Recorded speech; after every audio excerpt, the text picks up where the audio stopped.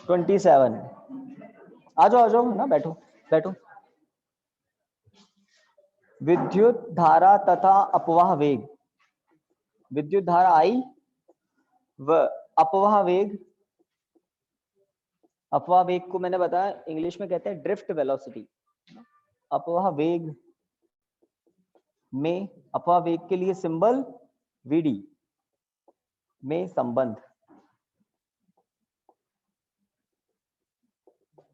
तो जो भी नए ज्वाइन कर रहे हैं ना, और कुछ लोग ज्वाइन करेंगे, और तो चैप्टर नंबर 1, 2, 3, 4 उनके पूरे 0 से वापस होंगे, है ना। अभी जो चल रहा है उसमें आप साथ जुड़ गए, अच्छी बात है। ये चैप्टर भी वापस होंगे एक तरह से, है ना। जो जल्दी जुड़ गए थे उनको फायदा क्या होगा, एक बार का हो गया, दूसरी बार जब होगा उनका बढ़िया रिवीजन हो जाएगा। जो लेट आए हैं तो है तो नेगेटिव बात के बहुत लेट आए हैं, लेकिन अच्छी बात यह है कि उनका भी सिलेबस पूरा करवा देंगे, पूरा सिलेबस करवा देंगे एक से लेकर कंप्लीट लास्ट तक। विद्युत धारा आई, अपवाह वेग वीडी में संबंध, ये टॉपिक है आज का। इससे संबंधित एक चित्र यहाँ देखिए। एक छोटे से चालक को बहुत सूक्ष्मदर्शी से बड़ा देखें तो चालक कैसे होते हैं, चालक बेलनाकार होते हैं, सही बात।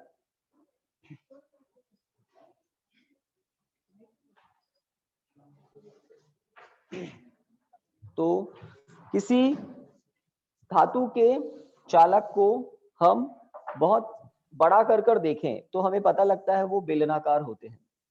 मान लेते हैं कोई चालक है और इस चालक की लंबाई है L, ठीक है, और इस चालक में मुक्त इलेक्ट्रॉन एक सिरे से दूसरे सिरे की ओर गति कर रहे हैं। ये चित्र आपको 2-3 बार पहले भी दिखाया है। यहाँ पर लंबाई वगैरह सब काम भी आएगी।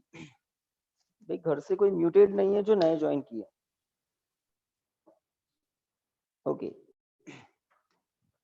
हाँ, तो धारा की दिशा धनात्मक सिरे से ऋणात्मक सिरे की ओर ली जाती है। मुक्त इलेक्ट्रॉन जो अंदर होंगे वो आपको सबको मालूम है किधर गति कर रहे होंगे, सही बात। एक दिखा दूं तो आपको कुछ आइडिया लग जाएगा इस तरह से। तो मुक्त इलेक्ट्रॉन किधर गति कर रहे हैं, है ना, Q से P की तरफ। ये सब मुक्त इलेक्ट्रॉन है, ये सब Q से P की तरफ गति कर रहे हैं, ठीक है। मुक्त इलेक्ट्रॉन गति कर रहे हैं तो चालक के भीतर सभी मुक्त इलेक्ट्रॉनों की गतियों का औसत वेग क्या होता है, अपवाह वेग। चूंकि बैटरी लगी हुई है, विभवांतर लगा हुआ है, तो अंदर चालक के अंदर एक विद्युत क्षेत्र लागू हो जाता है। विद्युत क्षेत्र के प्रभाव में इलेक्ट्रॉनों पर बल लगता है, और बल के प्रभाव में त्वरण लगता है, और त्वरण के प्रभाव में अलग अलग इलेक्ट्रॉनों का अलग अलग वेग होता है Q से P की तरफ, और उन वेगों का औसत होता है अपवाह वेग। मान लेते हैं चालकों का अपवाह वेग है ना, किसी इलेक्ट्रॉन का कम होगा, किसी का ज्यादा होगा, और औसत क्या है, वीडी। तो औसत इसीलिए लेते हैं। औसत लेने से फायदा क्या होता है, हम मान लेते हैं कि प्रत्येक इलेक्ट्रॉन का वेग क्या है, वीडी। औसत है ना, किसी का मैं कह रहा हूं वीडी से कम होगा, किसी इलेक्ट्रॉन का वीडी से ज्यादा भी हो सकता है वेग, लेकिन सभी इलेक्ट्रॉनों के लिए इस वीडी को काम में ले सकते हैं। ये है औसत वेग। तो अपवाह वेग इसीलिए महत्वपूर्ण होता है क्योंकि प्रत्येक इलेक्ट्रॉन के अलग अलग वेग का विश्लेषण बड़ा जटिल हो जाएगा। लेकिन हम जब अपवाह वेग मानकर विश्लेषण करते हैं तो सरल हो जाता है। प्रत्येक इलेक्ट्रॉन के लिए कौन सा वेग काम में लेंगे, औसत वाला, अपवाह वेग, ठीक है। तो हमें पता है वेग बराबर होता है विस्थापन बटा समय, सही बात। वेग क्या होता है, विस्थापन बटा समय। तो समय बराबर क्या होगा, गलत लिखा क्या, समय बराबर विस्थापन बटा वेग। सब नहीं बोल रहे, सही बात है, विस्थापन बटा समय बराबर। अब मैं मान लेता हूं इस पूरे चालक में कितने इलेक्ट्रॉन हैं, या थोड़ा सा और तरीके से हम बात करें, इस चालक का अनुप्रस्थ काट क्षेत्रफल है A। अनुप्रस्थ काट क्षेत्रफल समझ गए ना, वृत्ताकार सिरे का क्षेत्रफल, ठीक है। तो इस चालक का अनुप्रस्थ काट क्षेत्रफल A है, चालक की लंबाई L है। चालक का आयतन कितना होगा बताइए, चालक का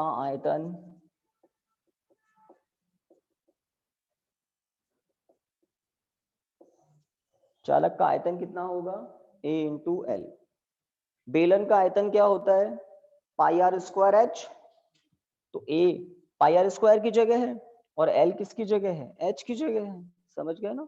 तो जिस चालक के लिए, जिस बेलनाकार चालक का A और L पता हो तो आयतन कैसे निकलता है? ऐसे निकलता है, A into A L, A into L. ठीक है। अगर मैं कहूं इस चालक के एकांक आयतन में, एकांक आयतन में, एक बार छोटी छोटी बातें सारी समझा रहा हूं फिर हम लिखेंगे।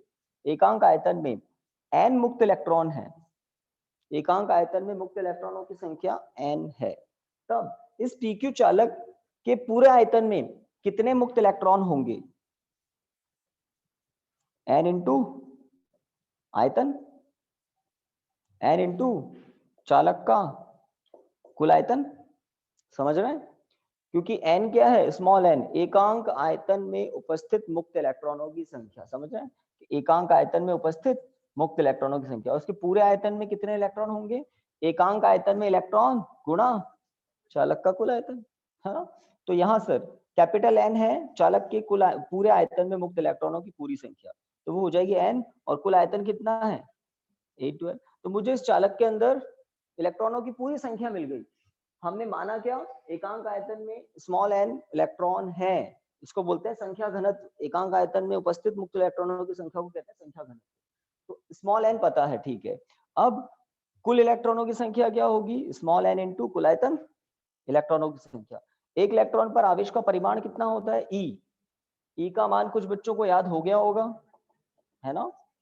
अभी तो इसकी जरूरत नहीं है। हाँ, प्रत्येक इलेक्ट्रॉन पर आवेश के परिमाण को ई से लिखा जाता है। तो इस pq चालक के अंदर मुक्त आवेश कितना है? कुल मुक्त आवेश कितना है? n इंटू ई या e इंटू एन, कुछ भी लिखो, सही है।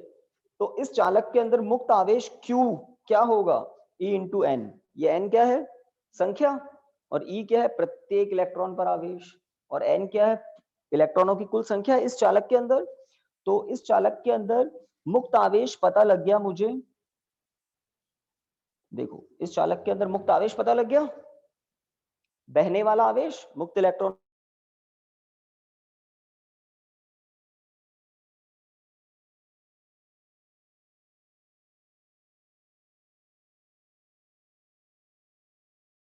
ये प्रत्येक, ठीक है। मैंने मुक्त इलेक्ट्रॉनों को Q सिरे से P सिरे तक पहुंचने में कितना समय लगेगा? यहाँ x की जगह क्या लिखना चाहिए? अब देखो चित्र में Q सिरे से P सिरे तक विस्थापन कितना है?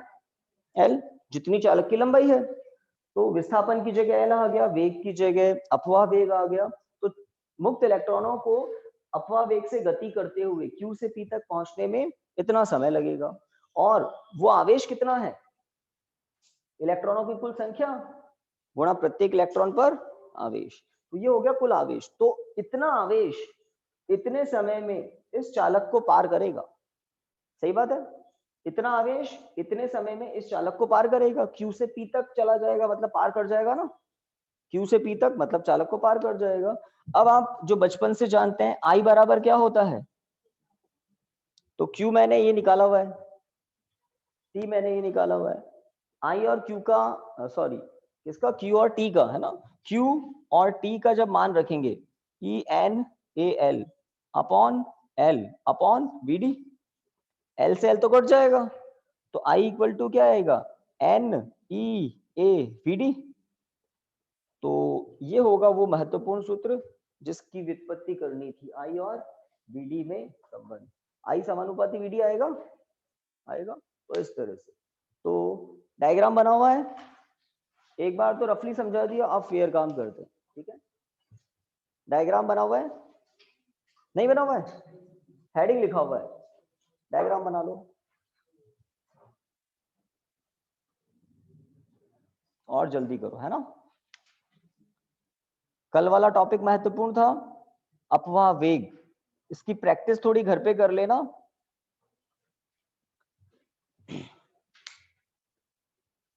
जैसे क्रिकेट मैच में लास्ट के ओवर बड़े महत्वपूर्ण होते हैं, निर्णायक होते हैं ना। तो 26 जनवरी के बाद का समय 10th 12th बोर्ड वालों के लिए बड़ा निर्णायक समय होता है। 26 जनवरी कल ही निकली है। तो आप लोगों को घर पर बहुत अपने समय का अच्छे से सदुपयोग करना चाहिए। टाइम टेबल बढ़िया सा बना के हर सब्जेक्ट को संतुलित तरीके से पढ़ना शुरू कर देना चाहिए, ऐसे कि घर वाले भी आश्चर्य करने लग जाए कि इतना अच्छा कैसे हो गया ये बच्चा, है ना।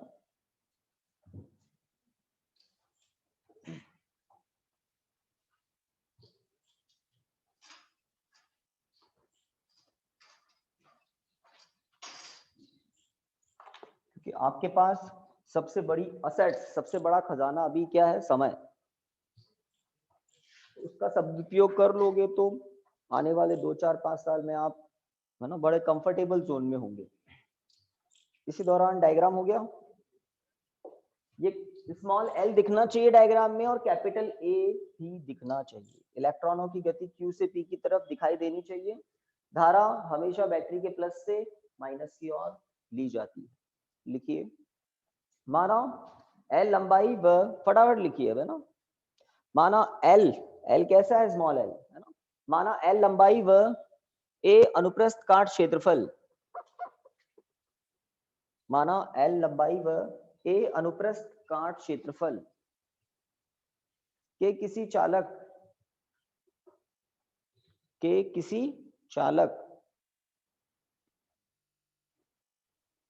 एकांक आयतन में, चालक के एकांक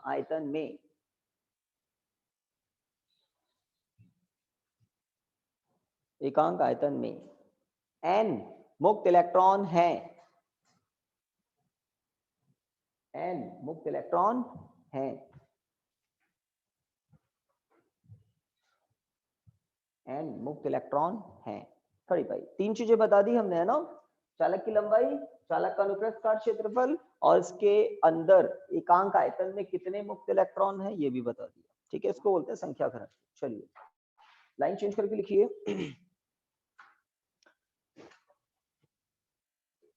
चालक में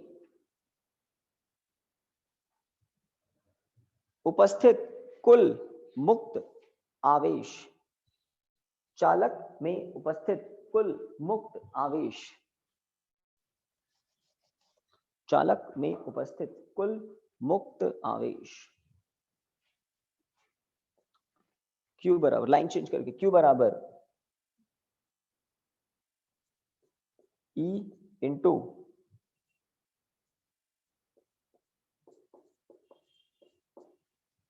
मुक्त इलेक्ट्रॉनों की कुल संख्या,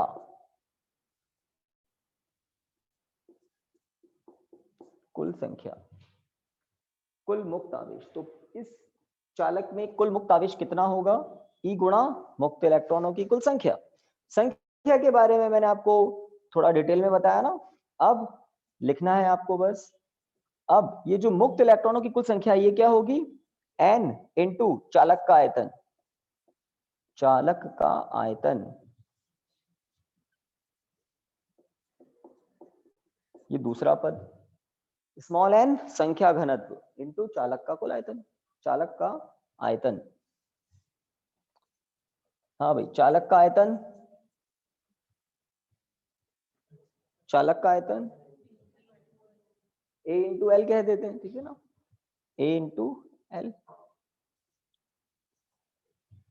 ENAL सब गुणा में है ना। तो महत्वपूर्ण बात है ना, ये चीजें अगर कोई याद करने की कोशिश कर रहे हैं ना तो ये बुरी बात है, फिर ये फिजिक्स थोड़ी सी अपना भयावह रूप दिखाती है। उसको याद करने की कोशिश मत करना, समझने की कोशिश करनी है कि पीक्यू चालक के एकांक आयतन में इलेक्ट्रॉनों की संख्या को स्मॉल n कहा है, एकांक आयतन में इलेक्ट्रॉनों की संख्या, और पाई आर स्क्वायर एच के अनुसार चालक का आयतन कितना होगा? A into L.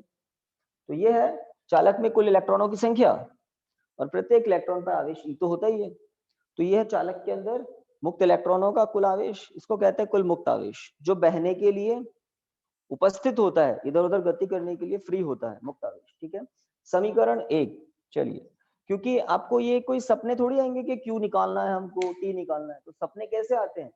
उद्देश्य क्लियर होना चाहिए, एम क्लियर होना चाहिए। हमें I और VD में सूत्र व्युत्पत्त करना है, तो I equal to q upon t काम में लेना पड़ेगा। धारा होती है आवेश के प्रवाह की दर, तो आपको क्यू निकालना पड़ेगा और आपको टी भी निकालना पड़ेगा। ये टी क्या होगा, उस मुक्त आवेश को एक सिरे से दूसरे सिरे तक पहुंचने का समय, तो टी निकालना पड़ेगा। तो सबने इसको देखकर आते हैं, समझ रहे हो ना। तो भविष्य देखकर हम प्रेजेंट में काम करते रहते हैं। समीकरण 1 के बाद लिखिए, समीकरण 1 के बाद लिखिए, यदि मुक्त इलेक्ट्रॉनों का अपवह वेग Vd हो तो, यदि मुक्त इलेक्ट्रॉनों का अपवह वेग Vd हो तो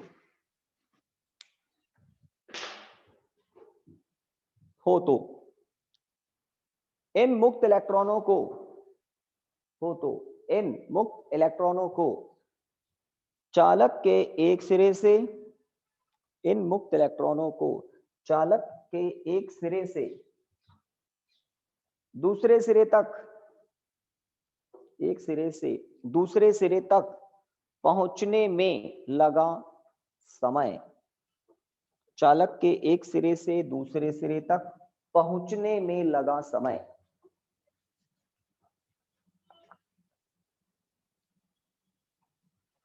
है ना। तो स्टेप चेंज करके क्या लिखेंगे, टी बराबर, सीधी सी बात, समय बराबर दूरी बटा चाल भी कहते हैं, समय बराबर विस्थापन बटा वेग भी कहते हैं, सदिश में होता है विस्थापन बटा वेग। तो ये विस्थापन का परिमाण है L और ये वेग का परिमाण है Vd, ठीक है।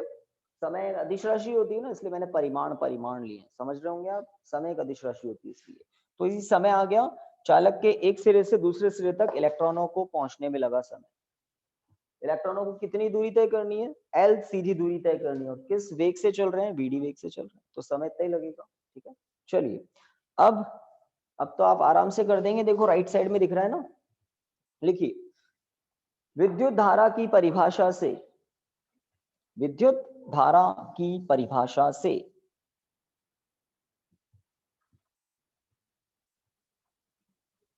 I बराबर Q बटा T, समीकरण 1 व 2 से मान रखने पर,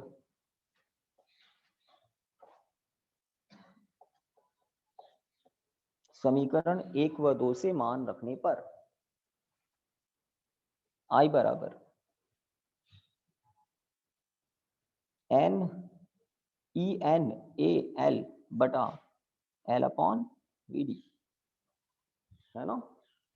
तो कीजिए इसको पूरा, L कट गया और सब जानते हैं बटा के नीचे जो बटा है वो अंश में आ जाएगा, Vd ऊपर आ जाएगा।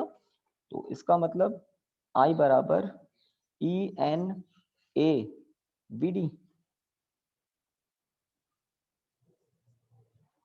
E N A Vd, याद भी रखना है इस सूत्र को, तो E N A Vd, L cut गया, है ना।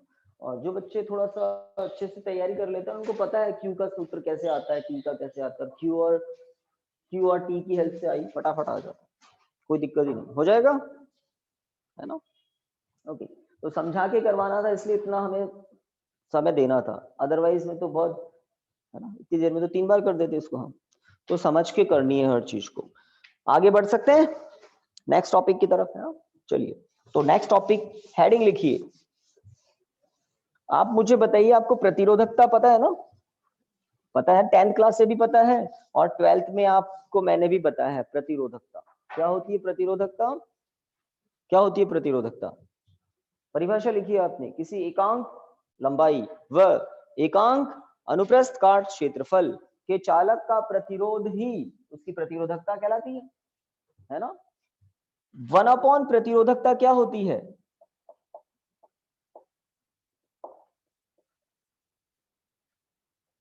क्या लिखा है, चालकता, कंडक्टिविटी, है ना।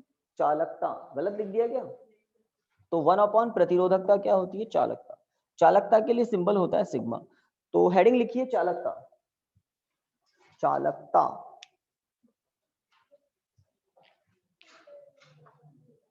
लिख दिया। और परिभाषा फटाफट लिख दो, एक लाइन में ही लिखना, एक लाइन से ज्यादा लाइन में नहीं आनी चाहिए इसकी परिभाषा। पहले सुन लो, प्रतिरोधकता का व्युत्क्रम चालकता कहलाती है। आ जाएगा एक लाइन, देखो, प्रतिरोधकता का व्युत्क्रम चालकता कहलाती है।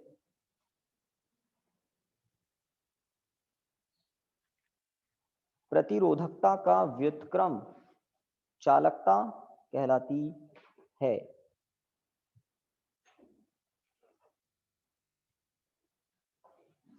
ठीक है, अब मुझे कोई समझाओ चालकता का मात्रक क्या होगा।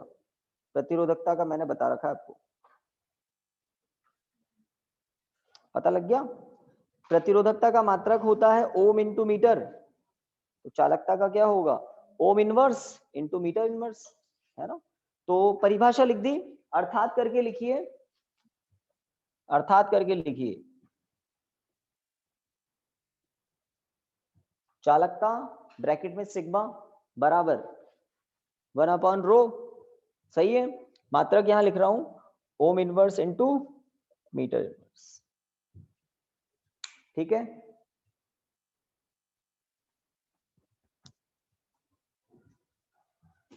हाँ, मुझे बताओ, धारा घनत्व पढ़ाया था शुरू में, जब चैप्टर नंबर 5 शुरू किया था पहले दिन, धारा घनत्व बताया था। धारा घनत्व के लिए क्या सिंबल लेते हैं, J बराबर क्या होता है, I/A, ampere upon metre square, एकांक अनुप्रस्थ काट क्षेत्रफल से प्रवाहित होने वाली धारा, ठीक है। ओम का नियम पढ़ाया था, V बराबर IR पढ़ाया था। तो आप कह रहे हैं धारा घनत्व पढ़ाया था, J बराबर I/A, ओम का नियम बताया था। ओम के नियम में ये क्या होता है, विद्युत प्रतिरोध, मतलब प्रतिरोध भी बोल देते हैं, विद्युत प्रतिरोध। विद्युत प्रतिरोध के लिए एक सूत्र बताया था, ρL/A, याद है ना, निर्भरता R/L के समानुपाती, टक्करों पर निर्भर होता है ना R/A के व्युत्क्रमानुपाती, और फिर प्रतिरोधकता लिखा था समानुपाती नियतांक, सही बात है। 1 2 3, चौथा ये रहा, है ना। एक आपको बता रखा है, जो लोग चैप्टर नंबर 4 भी पढ़ चुके हैं, संधारित्रों में भी लिखते हैं कि V बराबर क्या होता है, E इंटू डी, संधारित्रों में काम में लेते हैं। तो चालकों के लिए हम, चालकों के लिए V बराबर क्या लेते हैं, E इंटू एल। किसी चालक की अगर लंबाई L है, एक सिरे पर ऋण विभव, एक सिरे पर उच्च विभव है, लगाया गया विभवांतर है V, लंबाई है L, विद्युत क्षेत्र की तीव्रता क्या होगी, E बराबर V/L होगी ना। तो ये जो 5 सूत्र दिखाई दे रहे हैं आपको, 1 सिग्मा बराबर 2 3 4 5, इन 5 सूत्रों को काम में लेकर हम ओम के नियम को सदिश रूप में व्युत्पत्त कर सकते हैं। सदिश रूप समझ रहे हैं, वेक्टर फॉर्म। तो ये ओम के नियम का अदिश रूप है, विभवांतर अदिश राशि, धारा अदिश राशि, प्रतिरोध अदिश राशि। तो ओम के नियम के अदिश रूप से सदिश रूप तक पहुंचेंगे हम, ठीक है। हेडिंग लिखिए, ओम के नियम का सदिश रूप। तो आज का नया हेडिंग, ओम के नियम का सदिश रूप। जिन विद्यार्थियों को ये 5 सूत्र दिख रहे हैं वो पता है, आज नया बताया सिग्मा बराबर 1/ρ, और बहुत ही छोटी सी बात है, प्रतिरोधकता का उल्टा चालकता होगी। जिस चालक की प्रतिरोधकता कम है तो उसकी क्या ज्यादा है, चालकता ज्यादा। जिस चालक की प्रतिरोधकता ज्यादा है, इसका मतलब उसकी चालकता कम है, व्युत्क्रम है ना। ओके, तो हेडिंग लिख दिया आपने, ओम के नियम का सदिश रूप। मैं बता देता हूं ओम के नियम का सदिश रूप क्या होता है। J equal to sigma E, J सदिश राशि है, E सदिश राशि है, J equal to sigma E, E सदिश राशि है। यह है ओम के नियम का सदिश रूप, और यह है ओम के नियम का अदिश रूप। यहां से शुरू करके कहां तक पहुंचना है, यहां तक पहुंचना है। शुरुआत करते हैं, लिखिए लिखिए, हम जानते हैं, हम जानते हैं ओम के नियम, ओम के नियम का अदिश रूप। हम जानते हैं ओम के नियम का अदिश रूप। निम्न होता है। ओम के नियम का अदिश रूप निम्न होता है। लिख दो फटाफट। V बराबर आई आर, ये अदिश रूप है। सब अदिश ही अदिश है यहाँ पर, लेफ्ट साइड में भी राइट साइड में भी। चलिए अब सदिश के लिए देखिए क्या करेंगे। यहाँ दो परिवर्तन मैं कर रहा हूं। एक तो I बराबर आप क्या लिख सकते हैं, चलिए I को J नहीं लिखते हैं, दूसरा कुछ काम कराते हैं आपसे, या लिख दें क्या I बराबर J इंटू ए। कुछ बच्चों को अच्छा नहीं लगेगा। चलिए देखिए, रो L अपॉन ए, केवल एक परिवर्तन, किसकी जगह, R की जगह। तो यहाँ राइट साइड में लिख देना, चूंकि R बराबर रो L अपॉन ए। तो नेक्स्ट स्टेप लिख लें, R की जगह क्या लिखा गया है आपके सामने, रो L अपॉन ए। तो जो सूत्र होते हैं ना, बहुत ही प्रतिष्ठित वेल नोन फॉर्मूलाज जो है उन्हीं को ही काम में लेना है। हाँ अब आगे बढ़ें, आगे बढ़ते हैं। तो यहां पर V बटा L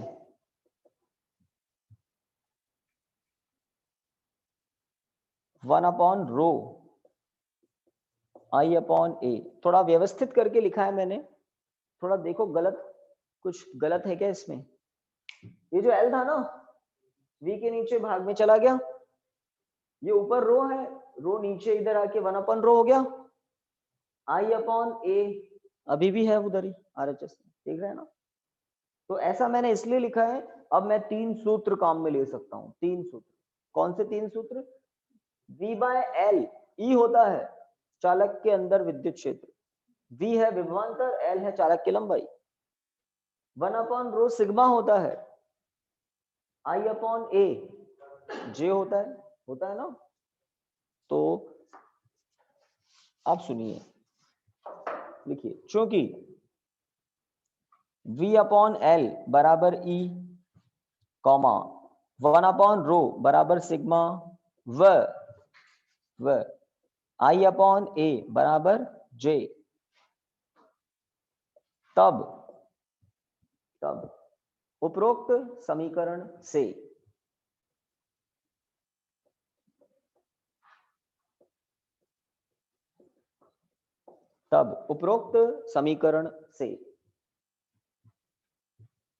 E सिग्मा J, अब जो सदिश होते हैं उस पर सदिश लगाया जा सकता है। तो कौन होते हैं सदिश, तो मैं इसको ऐसे लिख सकता हूं, J बराबर सिग्मा E। तो मैं यही कह रहा था ना, देखो ये होता है सदिश रूप। तो इसकी व्युत्पत्ति हमने अभी आपके सामने की। कौन से सूत्र काम में लेकर, 5 सूत्र काम में लेकर, जिसमें ओम के नियम को भी इंक्लूड किया मैंने। V बराबर आई आर एक सूत्र, R बराबर रो L अपॉन ए दूसरा सूत्र, और 3 सूत्र देखो यहाँ लिखे हुए, 1 2 3। इन 5 सूत्रों को काम में लेकर, अब ऐसा नहीं है कि कैसे भी काम में ले लेंगे, थोड़ा व्यवस्थित तरीके से कौन सा कब काम में लेना है यही तो सीख रहे हैं, पहला, देन ये दूसरा। अब इसके बाद मैंने कुछ इस तरह की व्यवस्था कर दी कि तीनों एक साथ काम में आ सकते हैं। L को V के नीचे पहुंचाया, और ज्यादातर बच्चे यही गड़बड़ करते हैं, उनको इसको देखकर फिर चक्कर आते हैं कि अब क्या करें। उनको पता है ये सब काम में लेने हैं, लेकिन करें कैसे। तो बस यहाँ से यहाँ देख लेना, V के नीचे L पहुंचा दिया, I और A पहले से इधर है, वन अपॉन रो को बाद में सिग्मा करेंगे, तो वन अपॉन रो करें तो सही पहले, बस। तो इनको अब काम में ले सकते हैं, हो जाएगा। ओम के नियम का सदिश रूप याद भी रख लेना ना, 1 नंबर का प्रश्न आ सकता है, ओम के नियम के सदिश रूप को लिखिए, इसको लिखते 1 नंबर मिलेगा, अगर आया तो, है ना, ठीक है। चलिए आगे बढ़े थोड़ा।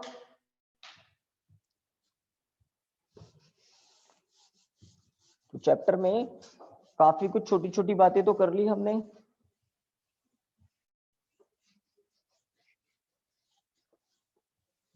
चलिए हेडिंग लिखिए,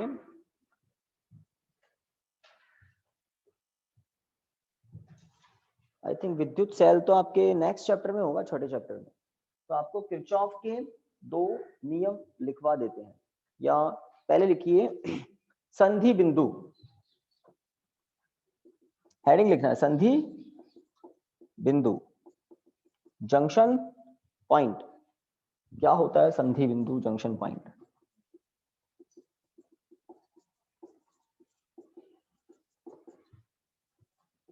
संधि बिंदु जंक्शन पॉइंट। तो छोटी छोटी बातें आपने पढ़ ली। आगे जाकर हम विद्युत परिपथों की बात करेंगे। विद्युत परिपथों में क्या होते हैं? प्रतिरोध होते हैं, सेल होते हैं, और भी विद्युत उपकरण, संधारित्र वगैरह बहुत सारी चीजें होती है। और अगर जटिल विद्युत परिपथ है तो उसमें काफी जगह संधि बिंदु होते हैं। संधि बिंदु क्या होते हैं? तो संधि बिंदु होते हैं अगर किसी विद्युत परिपथ में किसी एक बिंदु पर दो से अधिक तार जुड़े हुए हैं तो वो हो जाता है संधि बिंदु। थोड़ा देखिए, जैसे एक विद्युत परिपथ बनाता हूं, आपको बिल्कुल नहीं बनाना है ना। ये विद्युत परिपथ मैंने बनाया, यहाँ पर एक सेल जोड़ दिया मैंने, है ना, यहाँ पर भी एक सेल जोड़ दिया। तो इस विद्युत परिपथ में दो संधि बिंदु है, बस दो ही है। देखिए, एक ये और एक ये वो बिंदु है जहां पर दो से ज्यादा तार जुड़े हुए हैं। तीन है ना, देखो, इसके अलावा कोई संधि बिंदु नहीं है। ये संधि बिंदु नहीं है, ये तो तार को मोड़ा गया है, जस्ट एक सीधा तार था, मोड़ा है ना। ये संधि बिंदु नहीं है, ये संधि बिंदु नहीं है, ये भी संधि बिंदु नहीं है। कौन से हैं? तो परिभाषा क्या कहती है? तो मैंने एक सरल परिपथ बताया। हो सकता है किसी संधि बिंदु में एक जगह 4 या 5 तार जुड़े हुए हों, दो से ज्यादा होने चाहिए, बस 3, 4, 5, 6, है ना, इस तरह से। तो ये संधि बिंदु है। और ये जो एक सरल सा विद्युत परिपथ भी है, और इससे जटिल विद्युत परिपथ भी देखेंगे हम, है ना। देखिए, विद्युत परिपथ में वह बिंदु, विद्युत परिपथ में वह बिंदु जहां, विद्युत परिपथ में वह बिंदु जहां दो से अधिक, जहां दो से अधिक चालक तार जोड़े गए हों, जहां दो से अधिक चालक तार जोड़े गए हों, कॉमा, संधि बिंदु कहलाता है, कॉमा, संधि बिंदु कहलाता है। ओके, छोटी छोटी बात है। तो एक तो आपको प्रतिरोधकता की परिभाषा अब घर पे वापस पढ़ने की जरूरत नहीं पड़नी चाहिए। चालकता की भी, प्रतिरोधकता क्या होती है? एकांक लंबाई, एकांक अनुप्रस्थ काट क्षेत्रफल के चालक का प्रतिरोध प्रतिरोधकता कहलाती है। और चालकता प्रतिरोधकता का व्युत्क्रम चालकता कहलाती है। ठीक है, एक ओम के नियम का सदिश रूप की थोड़ी घर पे कभी, है ना, 2 मिनट में प्रैक्टिस हो जाती है इसकी, ज्यादा नहीं लगता। बाकी आपकी मर्जी, ईमानदारी से मन से पढ़ोगे तो 2 मिनट में प्रैक्टिस हो जाती है। अब हम एक नियम पढ़ेंगे, किरचॉफ का संधि नियम, है ना। किरचॉफ के दो नियम है, संधि नियम और लूप नियम, पाश नियम भी कहते हैं इसको, है ना। हेडिंग लिखिए, किरचॉफ के नियम।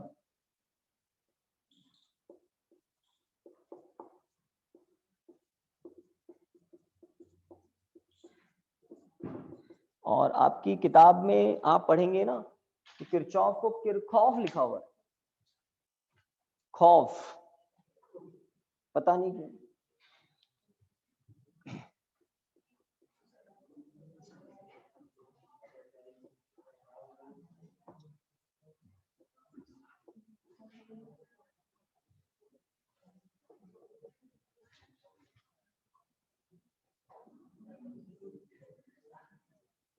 देखिए, इसको क्या पढ़ोगे आप, ये आप नेट पे पता करना किरचॉफ।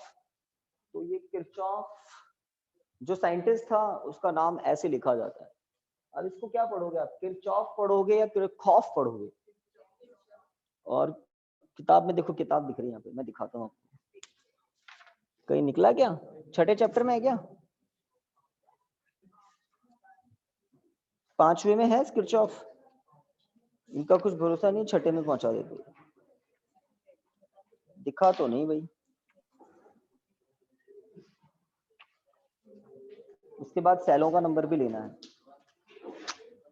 नहीं है भाई, छठे में ही होगा फिर ये। खैर जहां भी हो, नियम छठे में हो या पांचवे में हो, सीबीएसई में तो हाँ ये देखो मिल गया, किरखॉफ, खौफ ही है ये, किरखॉफ के नियम, और स्पेलिंग जो मैंने लिखी है वही है। अब मैं तो इसको किरचॉफ ही पढ़ता हूँ, अभी से नहीं है ना, जब से पढ़ रहे तब से खूब ये हो गए 16 साल इसको किरचॉफ ही पढ़ते हैं। हमारे आरबीएससी की जो पहले चलती थी उसमें किरचॉफ ही लिखा होता था। अब इंटरेस्टिंग हो गया है तो आपको इससे कोई मतलब कोई खौफ नहीं है, टेंशन लेनी ही नहीं है, आसान है। लिखिए, तो छठे चैप्टर का एक टॉपिक है, चूंकि ये पांचवे चैप्टर के कुछ न्यूमेरिकल को सॉल्व करने में काम आता है। अब किताब वालों ने तो छाप दिया छठे में, काम आता है पांचवे में, तो हम इसको पांचवे में ही पढ़ते हैं। जब छठा चैप्टर आएगा तो वहां नहीं पढ़ेंगे क्योंकि पहले से पढ़ लिया है ना। तो लिखिए, समय कितना है, 5 मिनट, 8 है ना, वेरी गुड। लिखिए, जटिल, फटाफट लिखिए, जटिल विद्युत परिपथों, जटिल विद्युत परिपथों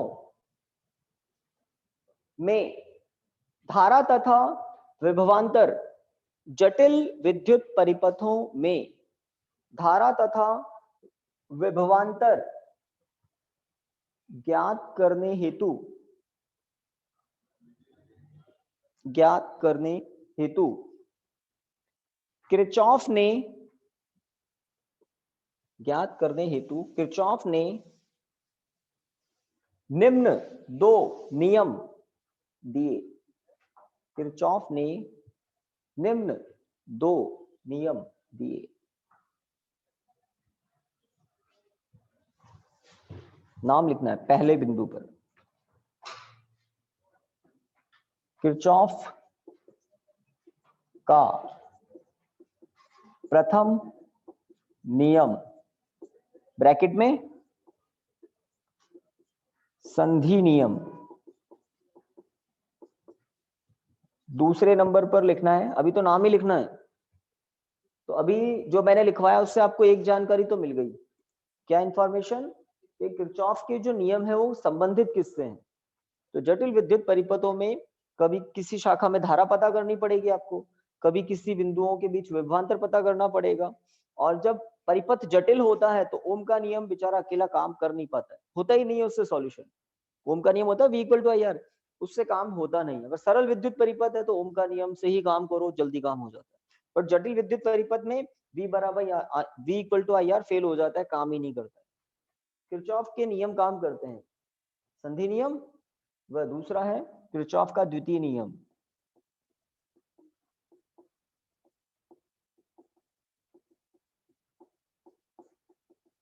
और इसका एक और नाम है लूप लॉ, लूप नियम, या इसको पाश नियम भी कहते हैं ना, लूप इंग्लिश में, पाश हिंदी में। तो द्वितीय नियम पाश नियम, पाथ हो गया ये ना, तो पाश मतलब लूप, अभी ठीक है। तो ये तो है नाम, और 2 ही है ना, 4-5 नहीं है। किरचॉफ के 2 ही नियम है, संधि नियम, पाश नियम। तो अगर मैं संधि नियम बोलूं तो आप समझ जाएंगे प्रथम, पाश नियम बोले तो दूसरा। तो इनको ज्यादातर इन नामों से जाना जाता है, संधि नियम, junction law, loop law, junction rule, loop rule भी बोलते हैं इसको, पाश मतलब लूप। ठीक है, अब मैं थोड़ा सा बता देता हूँ, डिटेल में पढ़ेंगे कल। तो किरचॉफ ने अपने संधि नियम में क्या कहा था, अब लिखना कुछ नहीं है, बस देखना है और फिर आपको जाना है। देखिए ये, अच्छा जा रहे हैं क्या, तो फिर ये थोड़ा सा तहलका मचा दिया आप लोगों ने।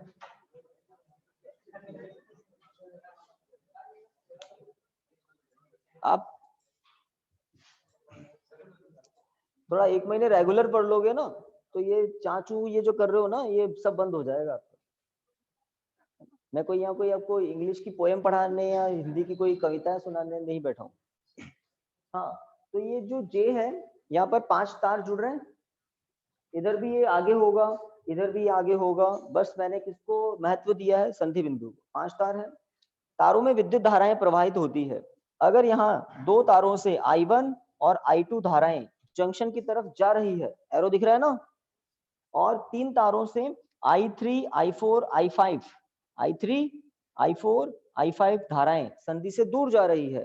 तो किरचॉफ ने क्या कहा था संधि नियम के अनुसार कि किसी विद्युत परिपथ में संधि बिंदु पर विद्युत धाराओं का बीजगणितीय योग सदैव शून्य होता है। जहां संधि की ओर आने वाली धाराओं को धनात्मक व संधि से दूर जाने वाली धाराओं को ऋणात्मक लिया जाता है। इसका मतलब I1 प्लस I2 ये 2 प्लस होगी, minus I3 minus I4 minus I5 ये हो गया बीजगणितीय योग बराबर 0। ये बताया था किरचॉफ ने। इसका मतलब ये भी होता है क्या I1 प्लस I2 बराबर I3 plus I4 plus I5 होता है क्या पक्षांतरण करोगे तो अगर इन दोनों धाराओं का योग पता है तो आप इन तीनों धाराओं का योग बराबर लिख सकते हैं। तो किरचॉफ के संधि नियम के अनुसार क्या होता है कल से शुरू करेंगे, फिर हम सेल पढ़ेंगे और फिर चैप्टर की समाप्ति होगी। सेलों के संयोजन भी होंगे। सेल समझते हैं ना, रासायनिक ऊर्जा से विद्युत ऊर्जा मिलती है। चलिए ठीक है, तो कल 2 बजे न्यू बैच। अब है ना ये यहाँ के लोग कुछ कह देना तो भागना नहीं है, जब मैं टाइम दे रहा हूं तो मैं भी वहां दिखाई दूंगा आपको। ओके हाँ ये इसलिए तो समझा रहा हूँ इनको। खैर